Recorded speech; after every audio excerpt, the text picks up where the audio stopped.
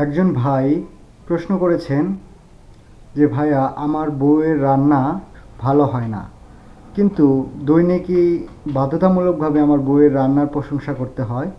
তো রোজা রেখে এই মিথ্যা প্রশংসা করা কি ঠিক হবে? আমার কি রোজা হবে তো? সেই ভাইটির জন্য আমার উত্তর হচ্ছে, আপনার বউয়ের রান্না যেহেতু ভালো হয় না এবং আপনার বাধ্যতামূলকভাবে প্রশংসা করতে হয়, আপনার রোজা হবে, সমস্যা নাই। কারণ প্রথমত বউকে খুশি রাখা এটা সুন্নত। দ্বিতীয়ত হচ্ছে জীবন বাঁচানো ফরজ। ঠিক আছে? এখন আপনার বউয়ের রান্না যদি খারাপ বলেন, আপনি দৈনিক খারাপ বলতে থাকেন, তাহলে আপনার পারিবারিক জীবন কলহ পরিপূর্ণ হয়ে যাবে। আপনার জীবন একদম অসুখী হয়ে যাবে, সেই সাথে আপনার ঘরে টেকা মুশকিল হয়ে যাবে। বলা যায় না যে আপনাকে বিষ দিয়ে যদি মেরেও ফেলতে পারে।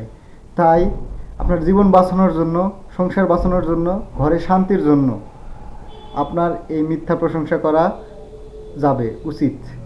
এবং যদি আপনি না করেন, আপনার সকল কিছুই যাবে।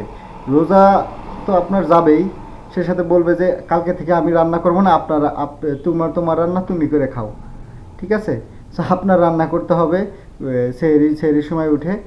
এবং ঘরে প্রত্যেকটা বিষয়ে আপনার আপনার ভুল ধরবে। আপনি যেরকম তার রান্নার ভুল ধরছেন, এবং আপনিও ভুল করেন, সকলেই ভুল করি আমরা। তাই প্রত্যেকটা বিষয়ে সে আপনার ভুল ধরবে। এই কারণে আপনি ভাই, আপনি মিথ্যা প্রশংসা করতে পারেন, কোনো সমস্যা নাই। ধন্যবাদ।